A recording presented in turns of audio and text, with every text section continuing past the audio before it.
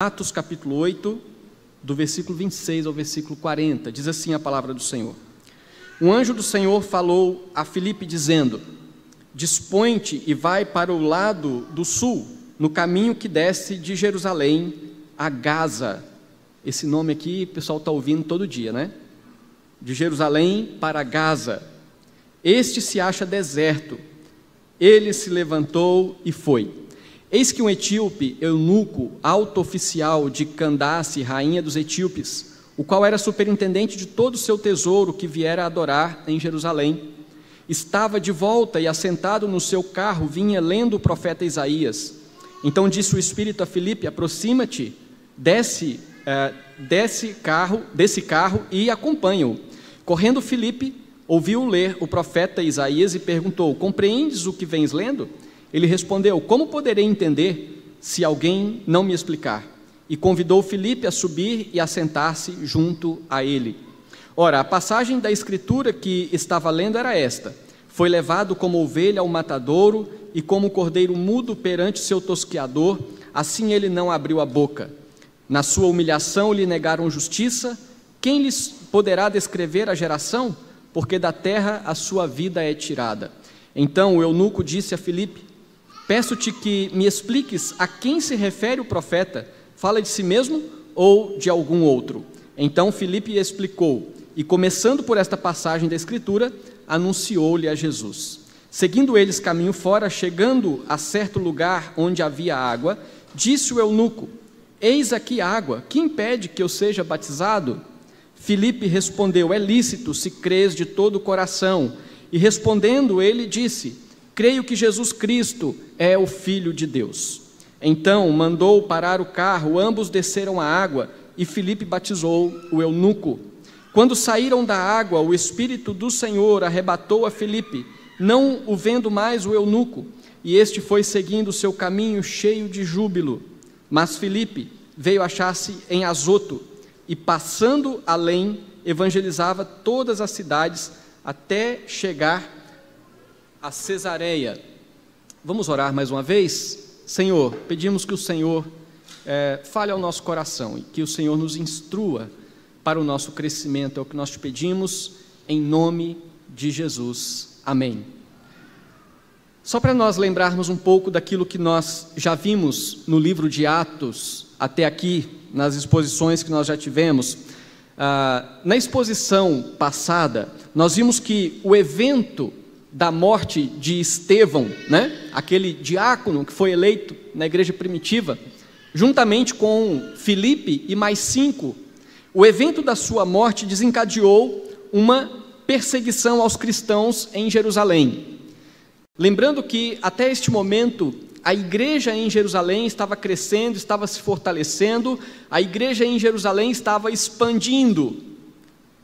Então veio uma perseguição sobre os crentes de Jerusalém, que impulsionou os crentes a se dispersarem, fugindo para a Judeia e Samaria, pregavam a palavra de Deus. Já conseguiu colocar lá o arquivo para projetar aqui um mapa, só para nós nos situarmos em relação ao que diz o texto sobre a localização. Então nós temos nesse mapa aí, vocês podem ver em destaque Jerusalém, onde estava a igreja crescendo, se multiplicando, e onde aconteceu a perseguição, e a perseguição dispersou os crentes para esta região mais abaixo, que é toda a Judeia, e a parte mais acima, que é Samaria. Assim, então, o evangelho começa a ser dispersado onde ele estava concentrado em Jerusalém. E sendo assim, passa a se cumprir mais uma parte do que Jesus disse aos seus discípulos em Atos capítulo 1, versículo 8. Sereis minhas testemunhas tanto em Jerusalém, na Judeia, Samaria e até os confins da terra. Quando a perseguição acontece, o evangelho passa a se espalhar. Então ele já não está mais concentrado em Jerusalém, mas cumprindo-se o que Jesus disse, que eles seriam testemunhas também em toda a Judeia e Samaria. Depois de pregar em Samaria, nós vimos que Filipe, que foi um dos diáconos eleitos juntamente com Estevão, ele recebe a ordem de Deus para ir ao caminho que desce de Jerusalém para Gaza. Então pode passar o próximo slide. É o mesmo mapa, só que nos mostra ali, né, que o texto está nos falando que Filipe recebeu de Deus uma ordem. Possivelmente Filipe, que até então ele estava em Samaria pregando o evangelho, é possível que ele já estivesse descendo para Jerusalém. E ele recebe de Deus uma ordem: olha, você vai para o caminho que desce de Jerusalém para Gaza. E esta cidade de Gaza é exatamente a mesma na qual atualmente está acontecendo aqueles conflitos, né, entre Jerusalém e a faixa de Gaza. A faixa de Gaza é algo mais recente. Nesta época existia a cidade de Gaza. E é exatamente ali onde Deus, por meio do seu Espírito Santo, mandou Filipe ir de Jerusalém para Gaza. E ali o texto, no versículo 26, diz exatamente isso. Um anjo do Senhor disse a Filipe: vá para o sul, para a estrada deserta que desce de Jerusalém a Gaza. Então, nós vemos que Filipe se levantou e partiu, e no caminho encontrou um eunuco etíope, um oficial importante, encarregado de todos os tesouros de Candace, que era rainha dos etíopes. Esse homem viera a Jerusalém para adorar a Deus. No versículo 28 diz: de volta para casa, sentado em sua carruagem, lia o livro do profeta Isaías. Então o que nós vemos aqui, meus irmãos, é que Filipe foi direcionado por Deus. O texto fala que um anjo do Senhor disse a Filipe. Agora, no versículo 29, diz assim: e o Espírito disse a Filipe. Aqui nós podemos entender que o Espírito de Deus disse a Filipe por meio de um anjo. Lembrando que, biblicamente falando, o anjo do Senhor, ou os anjos do Senhor, são espíritos que servem. E na Bíblia nós temos muitos relatos em que Deus mandou se cumprir ordens por meio dos seus anjos.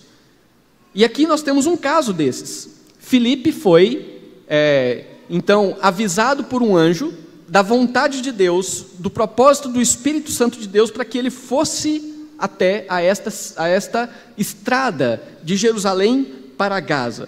Era um caminho deserto, um caminho pouco movimentado, como diz o texto. E no caminho ele encontrou um homem que é descrito da seguinte forma. O texto diz que ele era um eunuco.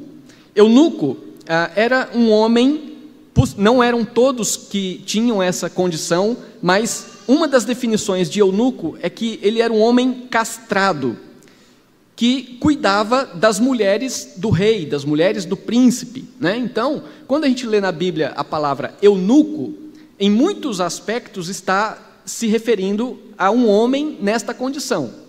Foi castrado e ele cuida de um harém, das mulheres do seu príncipe ou do rei. Mas existe um outro sentido também que era usado para esta palavra eunuco, que é uma referência a um oficial, a alguém que trabalhava para um governo, né? Então é um termo empregado para oficiais do governo, não necessariamente, então, uma pessoa que fosse castrada, como era este primeiro sentido. No caso aqui, esse eunuco ao qual se refere o texto, ele era um oficial, ele era um tesoureiro da rainha dos etíopes, que recebia o tratamento de Candace. Esse homem era um homem muito importante. Então é possível que ele não fosse um eunuco na condição daqueles que cuidam das mulheres de um rei. É possível que ele fosse então um eunuco nesta condição de alguém que recebe um ofício importante para trabalhar para o governo. Mas seja qual for, né, a forma como esse homem fosse um eunuco, o fato é que o texto da palavra de Deus está dizendo que ele veio para adorar a Deus em Jerusalém. Ele veio da sua terra, lá da Etiópia, na África, no sul do Egito, para Jerusalém, e o texto diz que ele veio para adorar a Deus. Possivelmente esse homem era convertido ao judaísmo através dos judeus que residiam na sua terra. Lembram que lá no começo do livro de Atos nós vimos que depois da dispersão dos judeus, muitos judeus foram habitar em outras terras fora de Jerusalém. E onde eles foram habitar, os judeus estabeleceram ali sinagogas. Eles continuaram adorando a Deus de acordo com a sua fé no judaísmo. E onde eles foram, eles fizeram discípulos. Possivelmente, esse homem oficial da rainha Candace, ele fosse convertido ao judaísmo através de judeus que habitavam na sua terra. E ele devia estar em Jerusalém, então, participando de alguma celebração judaica no templo de Jerusalém. E Filipe o encontrou, então, no seu caminho de volta para casa. Ele estava vindo de Jerusalém e ele estava indo para sua casa, e nesse encontro, Filipe anunciou-lhe a Jesus, o que gerou transformação no seu coração, como nós vamos ver no texto que nós lemos. Meus irmãos, o encontro de Filipe com este oficial demonstra que aquele homem já estava sendo incomodado por Deus. Aquele homem já estava sendo trabalhado por Deus no seu coração em relação às coisas de Deus, porque ele estava sentindo no seu coração o chamado de Deus para viver uma vida na presença deste Deus. E a partir disso nós podemos meditar nesse texto da palavra do Senhor sobre algumas atitudes de uma pessoa que recebe o chamado de Deus para a salvação. Como que uma pessoa que recebe o chamado de Deus para a salvação, como que ela se comporta, o que que ela faz, o que que ela sente? Uma das atitudes que nós temos nesse texto ao olhar para a vida deste oficial da rainha Candace e o seu comportamento, a partir disso nós podemos ver que uma pessoa que sente o chamado de Deus para a salvação, essa pessoa procura conhecer a Deus. Essa pessoa se sente incomodada para buscar conhecimento de Deus, para buscar entender quem é Deus, para procurar compreender o que esse Deus quer. E é o que nós vemos no comportamento deste homem. No caminho aqui entre Jerusalém e Gaza, Filipe encontrou esse oficial, e foi para esse propósito que Deus o mandou para aquela estrada. Deus mandou Filipe para aquela estrada, a fim de se encontrar com aquele homem, o qual Deus certamente já estava incomodando o seu coração, e assim então ele estava buscando conhecer a Deus. Sendo ele um oficial do alto escalão, certamente aquele homem não estaria viajando sozinho. É bem certo que ele estava acompanhado de uma comitiva. Diz aqui no versículo 29, que o Espírito disse a Filipe: aproxime-se dessa carruagem e acompanha. Como que o Espírito falou a Filipe? Deus fala ao coração dos seus servos, não é? Deus incomoda o coração dos seus servos, falando aquilo que eles devem fazer, e Filipe, de fato, foi incomodado por Deus, foi conduzido por Deus, o Espírito Santo o conduziu àquele lugar, e ali o Espírito Santo disse a Filipe: aproxima-te desta carruagem e acompanha. Filipe obedeceu a ordem de Deus e se aproximou da carruagem daquele homem, daquele oficial que estava indo de Jerusalém em direção a Gaza, e dali ele continuaria o seu trajeto. No versículo 30, se você acompanhar, diz assim: então Filipe correu para a carruagem e ouviu o homem lendo o profeta Isaías e lhe perguntou: o Senhor entende o que está lendo? Ele se aproximou da carruagem e ali ele ouviu aquele homem lendo um trecho da Escritura. E a palavra de Deus diz que ele estava lendo um trecho do livro do profeta Isaías. Ele era um etíope. Como que ele conseguiria ler a Bíblia que era escrita em hebraico? É uma pergunta. É muito certo que ele estava lendo em voz alta uma tradução da Bíblia do Antigo Testamento que foi feita para a língua grega. Esta tradução, ela é conhecida como a Septuaginta. né? Então é um nome diferente para muitas pessoas aqui, mas é importante vocês saberem que existe uma tradução bíblica do Antigo Testamento que foi escrito em hebraico, ele foi traduzido para o grego, e essa tradução se chama Septuaginta. Então é muito certo que aquele homem estava lendo essa tradução. Por quê? Porque ele não entenderia talvez o hebraico, ele precisaria do grego, que era a língua comum da época. E aí o texto diz que Filipe se aproxima do carro, e o que acontece? Ele ouve aquele homem que certamente estava lendo em voz alta, e ele entende o que ele estava lendo. Mais um motivo para exatamente crermos que ele estava lendo uma tradução na língua grega. Então, meus irmãos, por ser uma tradução em língua grega, tanto o oficial conseguia ler, quanto Filipe conseguia entender aquilo que ele estava lendo. E aí nós vemos no decorrer do texto que Filipe demonstrou interesse pelo desejo que aquele homem tinha de conhecer a Deus. Uma pessoa que foi chamada por Deus para a salvação, ela tem o desejo de conhecer a Deus. E é isso que este homem está demonstrando. Ele está indo para a sua casa, ele está lendo a Escritura. E Filipe tem ali a preocupação de saber se ele estava entendendo o que ele estava lendo. Aquele oficial estava lendo a palavra de Deus a fim de conhecer a Deus. O seu coração, já movido por Deus, estava buscando, mesmo sem entender respostas e direcionamentos na Escritura. É interessante porque isso demonstra a sua sede, o seu desejo. Ele sabia que na Escritura ele encontraria instruções da parte de Deus. Mas o texto mostra que talvez ele não estivesse entendendo o que ele estava lendo. Aquele oficial estava com o seu coração tão desejoso de entender a palavra de Deus, que ele dispôs o seu coração para ouvir as instruções que Filipe poderia dar a ele naquele momento, como diz o versículo 31. Então ele respondeu: como posso entender se alguém não me explicar? Assim convidou Filipe para subir e sentar-se ao seu lado. Olha o interesse daquele homem. Ele chamou Filipe, que acompanhou a sua carruagem. Agora ele diz: vem, né? Se assente aqui comigo, sobe no meu carro aqui e me explique o que eu estou lendo, porque eu não estou entendendo. É interessante, irmãos, porque a dinâmica de Deus para trazer um pecador até a sua presença é incomodar seu coração para que ele deseje conhecê-lo. Todos aqui que um dia viviam longe de Deus, em um determinado momento da sua vida, sentiu seu coração inclinado por Deus a um desejo de conhecer a sua palavra.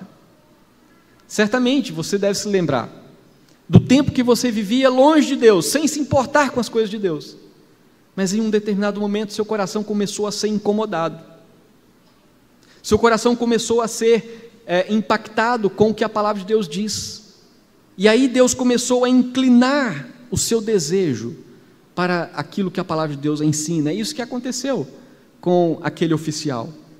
Talvez você tenha sentido um desejo estranho de conhecer a Deus.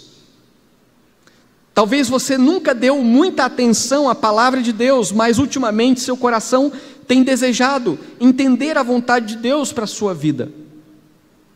E se você tem sentido esse desejo, você deve fazer como aquele oficial: leia a Bíblia. Pega a Bíblia e leia. Busque instrução nas pregações.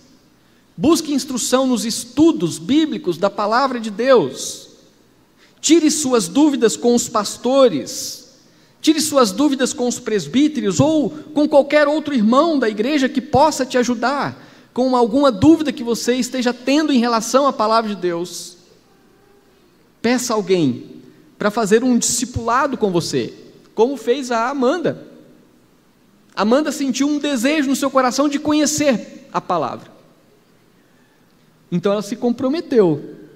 Ela se dispôs, ela quis ouvir, ela quis entender, e Deus falou ao coração dela, pela palavra, confirmando aquilo que o Senhor queria da sua vida. Isso aconteceu com esse homem, que sendo chamado por Deus para a salvação, ele procura conhecer a Deus. Esse é a primeira atitude de uma pessoa que recebe o chamado de Deus para a salvação. Ele procura conhecer a Deus. E a forma de conhecer a Deus é através da palavra, é através da Escritura. Mas nós podemos avançar no texto e ver que existe uma outra atitude aqui na vida deste homem, que foi de fato chamado por Deus para a salvação, é que ele aceita a verdade a respeito de Cristo. Ele ouve, ele estuda, ele procura, e quando então ele recebe a explicação, quando ele recebe a instrução, o seu coração se abre para aquilo que a palavra diz a respeito de Jesus. O chamado de Deus para aquele homem abriu o seu coração para que ele cresça em Cristo como seu Salvador. O texto diz que o oficial estava lendo a passagem do profeta Isaías, e a passagem especificamente era Isaías capítulo 5, do versículo 7 ao versículo 8. Isso nós podemos ver aí no versículo 32 do nosso texto em diante, que diz assim: ora, a passagem da escritura que estava lendo era esta: foi levado como ovelha ao matadouro, e como um cordeiro mudo perante o seu tosqueador, assim ele não abriu a boca. Na sua humilhação lhe negaram justiça. Quem lhe poderá descrever a geração? Porque da terra a sua vida é tirada. Esse é o texto que aquele oficial estava lendo e que ele não estava entendendo, e que então ele pediu a Filipe que subisse no seu carro e lhe explicasse o que significava aquele texto. Nesse texto que ele lia do profeta Isaías, estava aqui preanunciando a forma como o Messias seria humilhado. Esse texto está falando a respeito da forma como Jesus, quando viesse ao mundo, quando nascesse, a forma como ele seria maltratado pelos homens, a forma como ele seria injustiçado e, por fim, a forma como ele seria morto. É disso que o profeta Isaías está falando. E o oficial não estava entendendo a respeito de quem o profeta estava falando. Veja aí no versículo 34. Então o eunuco disse a Filipe: peço-te que me expliques a quem se refere o profeta. Fala de si mesmo ou de algum outro? Então Filipe explicou, e começando por esta passagem da Escritura, anunciou-lhe a Jesus. Certamente Filipe disse para aquele homem: olha, o que o profeta Isaías está falando sobre esta ovelha muda que foi para o matadouro é Jesus, que se submeteu para morrer, e ele fez isso espontaneamente. Certamente Filipe explicou para aquele homem, a partir desse texto, que o que ele está dizendo, que lhe negaram justiça, é exatamente no aspecto de que Jesus foi julgado injustamente pelas leis da época, ele foi condenado injustamente, falaram contra ele calúnias, a ele lhe foi negado justiça, porque da terra sua vida é tirada. Aqui certamente Filipe disse para aquele oficial, e o resultado de todo o sacrifício desse homem, ao qual o profeta Isaías se refere, é que ele foi morto, e ele foi morto para a remissão dos nossos pecados, e ele foi morto para que os pecadores, crendo no seu nome, sejam salvos. O texto de Isaías era obscuro para aquele oficial, porque apesar de falar as características do sacrifício de Cristo, o texto não fala o nome dele. Contudo, Filipe, conhecendo as profecias do Antigo Testamento, mas ao mesmo tempo conhecendo o cumprimento dessas profecias, Filipe estava apto para instruir aquele oficial. E Filipe esclareceu ao oficial que aquele a quem o profeta se referia era Jesus. Ele foi morto porque se entregou voluntariamente, a fim de perdoar e salvar os pecadores. Aqui esse texto deixa claro que a palavra de Deus falou ao coração do oficial, de forma que ele creu em Jesus como Salvador. Ele creu em Jesus como o Messias prometido. Ele creu em Jesus como aquele que sofreu para trazer salvação. Isso fica muito claro para nós no versículo 37. E respondendo ele disse: creio que Jesus Cristo é o Filho de Deus. Vejam que bênção, irmãos. Uma pessoa chamada por Deus para a salvação é uma pessoa que, ao ouvir de Cristo, ela compreende, ela aceita, ela crê em Jesus como Salvador da sua vida. Todas as pessoas que Deus escolheu antes da fundação do mundo são chamadas por Deus, as quais ouvem a palavra e são convencidas pelo Espírito Santo a respeito de Cristo. Foi isso que aconteceu com você, que hoje compreende o que a Bíblia fala a respeito de Cristo. Foi isso que aconteceu com você, que compreende que o sacrifício de Cristo foi para te dar salvação, a salvação que você e eu não merecemos.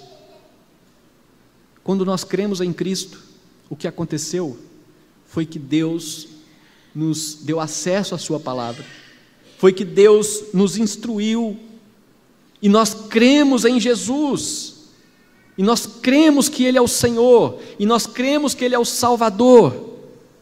Foi isso que aconteceu com o oficial, que ali lia o profeta Isaías. Mas agora, se você tem sido incomodado com a palavra de Deus, se as verdades a respeito do sacrifício de Cristo pelos pecadores fazem sentido para você, o que você precisa fazer?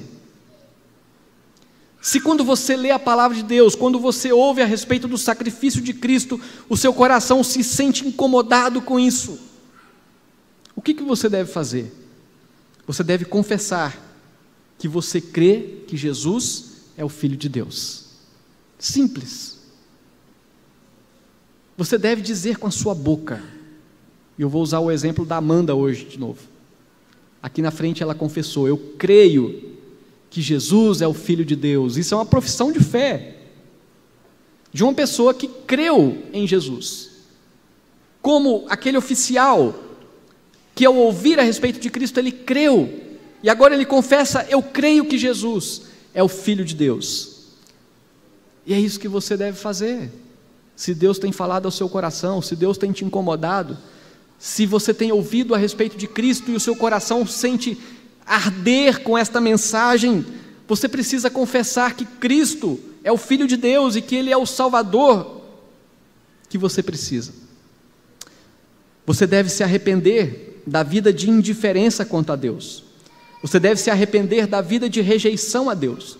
Você deve se arrepender da falta de interesse por Deus. Se o seu coração é inclinado, assim como o coração daquele oficial, se o seu coração está sendo inclinado a crer em Cristo, você não deve fazer outra coisa a não ser confessar que Jesus é o Senhor e que você o reconhece como seu Salvador pessoal. E aqui, meus queridos, nós vemos nesse texto até aqui atitudes de uma pessoa que recebe o chamado de Deus para a salvação. Uma das atitudes dessa pessoa é que ela procura conhecer a Deus. Seu coração deseja conhecer a Deus, e ela começa a buscar, ela começa a procurar, e ela começa a ler a Bíblia, começa a procurar uma igreja onde pregue a palavra de Deus. A outra atitude é que essa pessoa, ao ouvir a palavra de Deus, ela aceita a verdade a respeito de Cristo. Seu coração pensa: isso faz sentido para mim. Lá no seu interior, ela reconhece: essa mensagem de um Salvador que é Jesus faz sentido para mim. E eu creio que Ele é o Filho de Deus. É isso que acontece com alguém que foi chamado por Deus para a salvação. Mas aí nós vemos aqui no texto uma última atitude de uma pessoa que foi chamada por Deus para a salvação. Essa pessoa também assume todos os compromissos da vida cristã. Essa pessoa agora se dispõe a dizer em alto e bom tom: eu sou um cristão e eu quero conviver como um cristão, e eu quero fazer parte da reunião daqueles que professam a mesma fé. É isso que acontece com alguém que foi chamado por Deus para a salvação. Após entender a mensagem e crer nela, aquele oficial agora desejou receber o sinal externo da aliança de Deus com o seu povo, que é o batismo. O batismo que nós presenciamos hoje aqui é o sinal externo de uma graça interna. O batismo é um selo externo, é algo que representa o que foi feito no coração.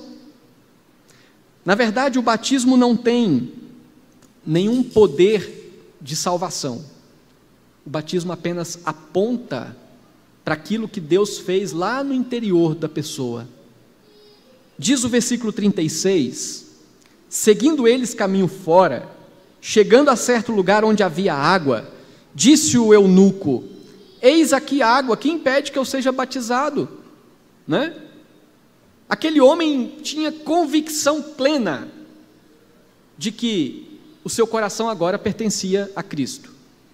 Então, se ele tinha convicção plena de que seu coração pertencia a Cristo, ele não tinha dúvida nenhuma de que agora ele precisava se integrar a todos aqueles que professavam a mesma fé. Certamente, o oficial tinha conhecimento de que crer em Cristo era o caminho para a salvação, mas também ele tinha conhecimento de que o batismo era o caminho para que um salvo em Cristo fosse contado como parte da igreja cristã. E foi assim desde o começo. Todos que creram foram batizados. O batismo, desde o início, é o selo, é a marca externa que publicamente comprova que aquela pessoa professou sua fé e que agora ela está sendo contada entre aqueles que professam a Cristo como Senhor. Aquele homem entendia que ser batizado era necessário naquele momento, porque ele queria fazer parte da igreja. Ser batizado, como nós já falamos desde o início da igreja do Novo Testamento, é a demonstração externa de que a pessoa abraçou o Evangelho e que quer ser parte desta igreja e que quer de fato viver uma vida de compromisso com o Evangelho, servindo a Deus através da igreja. Então, em resposta à pergunta daquele oficial que se dirigiu a Filipe, dizendo: bom, a água está aqui, o que importa? O que impede que eu seja batizado? Qual foi a resposta de Filipe? No versículo 37. É lícito se crês de todo o coração. E respondendo ele, disse: creio que Jesus Cristo é o Filho de Deus. Meus irmãos, o batismo, que representa a purificação dos nossos corações pelo sangue de Cristo, só faz sentido na vida de alguém que de fato creu em Cristo de todo o coração. Por isso que Filipe diz para ele: olha, é lícito, com uma condição: se você crê que Jesus é o Filho de Deus, né? Porque submeter-se ao batismo cristão sem crer em Cristo é uma incoerência.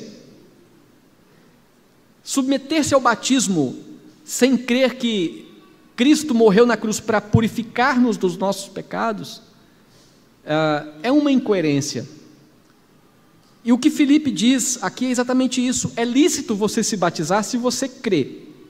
E aí então ele professa: eu creio que Jesus é o Filho de Deus. Então, diante da confirmação da sua fé, ali nós temos uma profissão de fé que o eunuco fez diante de Filipe. E logo em seguida da sua profissão de fé, ele foi batizado. Então ali Filipe o batizou, confirmando como parte da igreja cristã a partir de então.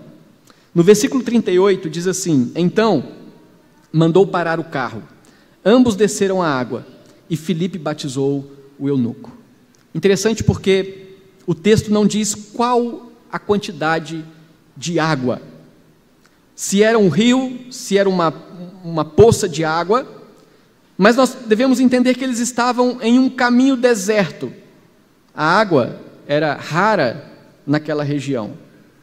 Então, embora este não seja o ponto central da passagem, não seja o interesse da passagem em dizer qual a quantidade de água que foi utilizada, não há no texto a preocupação de falar a respeito disso, mas da água como elemento necessário para se realizar o batismo. O batismo acontece tendo água.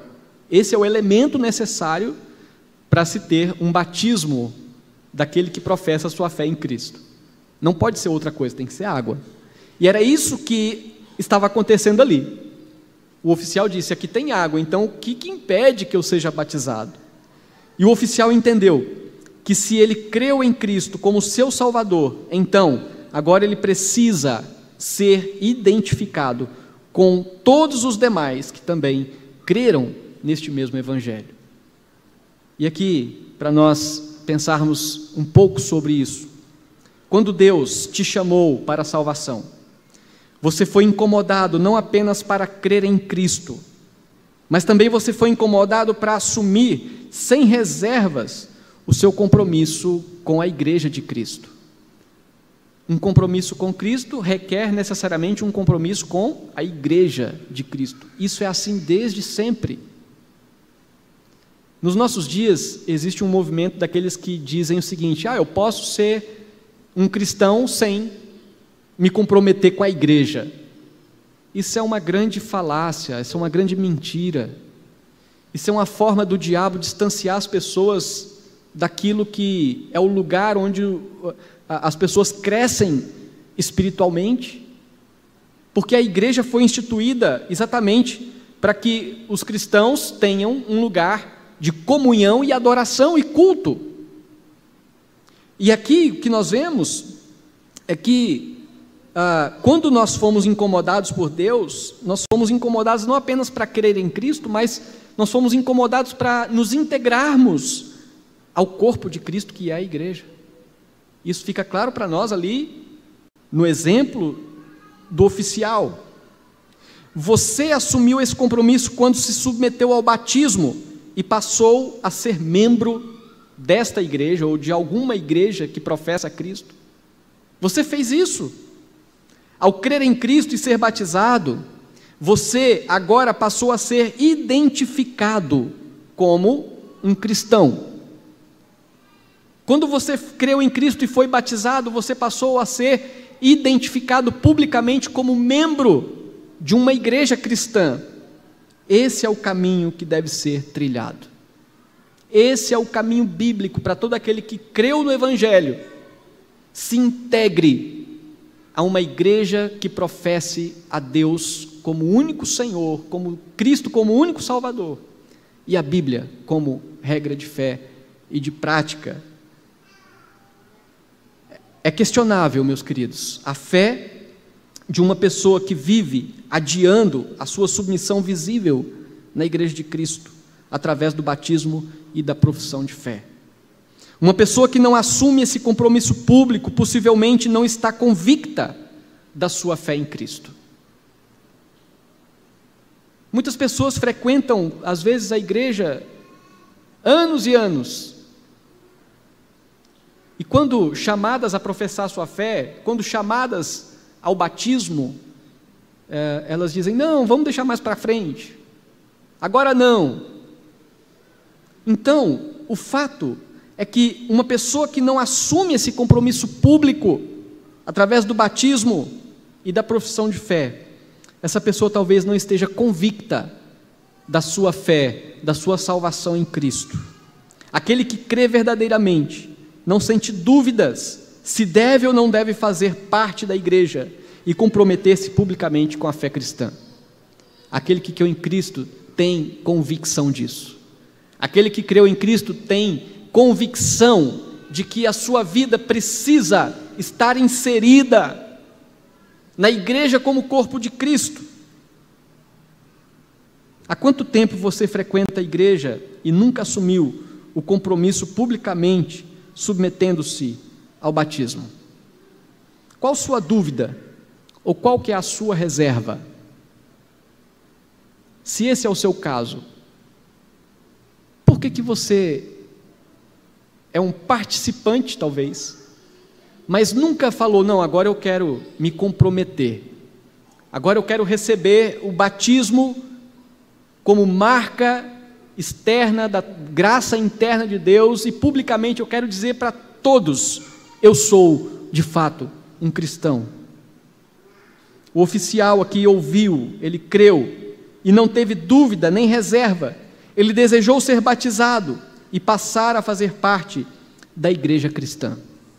Então, no final dessa história, nós vemos que, ao cumprir aquela missão, o texto diz o que aconteceu tanto com Filipe quanto com o oficial. Veja aí no versículo 39, quando saíram da água, o Espírito do Senhor arrebatou a Filipe, não o vendo mais o eunuco. E este foi seguindo o seu caminho cheio de júbilo. Mas Filipe veio achar-se em Azoto, e passando além, evangelizava todas as cidades até chegar a Cesareia. Interessante aqui porque Filipe foi, diz o texto, foi arrebatado pelo Espírito. Essa expressão, ela pode simplesmente significar que, da mesma forma como o Espírito Santo conduziu Filipe para ir até aquele caminho entre Jerusalém e Gaza, agora o Espírito Santo do Senhor deu a ele uma ordem para que ele voltasse e fosse para outra região, onde ele continuaria pregando o Evangelho. E a região para onde Filipe foi conduzido, como diz o texto, foi para a cidade de Azoto, e ele chegou até Cesareia. Naquele mapa que nós mostramos, você viu lá a cidade de Gaza, e para onde Filipe voltou, está lá o mapa, né? Então você vê lá a cidade de Gaza, e ele voltou agora no sentido contrário, indo pelo mesmo litoral, né? Você vê lá em cima a cidade de Cesareia, e aí então ele voltou, e o texto diz que ele voltou anunciando o Evangelho em todas as cidades até chegar a Cesareia. O oficial, por outro lado, seguiu seu caminho com júbilo, diz o texto, ficou alegre da vida, porque ele creu em Jesus, porque ele foi batizado, agora ele faz parte da igreja, ele voltou com seu coração cheio de júbilo para sua terra. Eu creio que aquele homem deve ter chegado onde ele foi e deve ter falado de Jesus para muita gente. O oficial ficou com seu coração feliz, que é o resultado natural de todo aquele que tem um encontro com Cristo. A alegria preenche o coração. E aí então nós relembramos que a partir desse texto nós vimos 3 atitudes de uma pessoa que recebe o chamado de Deus para a salvação. Uma das atitudes é que ele procura conhecer a Deus. A segunda atitude é que ele aceita a verdade sobre Cristo. Ele diz, isso faz sentido para mim. E uma terceira atitude é que ele assume os compromissos da vida cristã. Ele assume os compromissos. Ele diz, olha, se tem que batizar, eu vou batizar. Se tem que fazer profissão de fé, eu vou fazer profissão de fé. Se é para fazer parte do corpo de Cristo, eu vou fazer. Então, o desejo de seu coração é, de fato, fazer parte, porque agora ele creu em Cristo. Então a sua vida agora é viver segundo a vontade de Deus. Nosso desejo é que todos aqueles que já tiveram esse encontro com Cristo, que reforcem esse compromisso dia após dia. E se por acaso aqui alguém tem vivido ainda longe de Deus, tem às vezes ouvido de Cristo, tem sido incomodado, mas fica sempre adiando. Tome, por exemplo, o oficial aqui. Não teve dúvida. Ele abraçou o que tinha que ser abraçado. E saiu com júbilo, né? Voltou alegre para sua casa. Talvez é isso que está faltando na sua vida. Talvez o que está faltando na sua vida é de fato esse compromisso verdadeiro e sincero com Deus. Um compromisso profundo, um compromisso que faz deixar de lado tudo aquilo que não interessa, para viver somente aquilo que de fato importa em relação a Deus. Nosso desejo é que, se você no seu coração sente isso, que você tome as providências na sua vida, para que você caminhe com Deus e faça parte do povo de Deus nessa caminhada.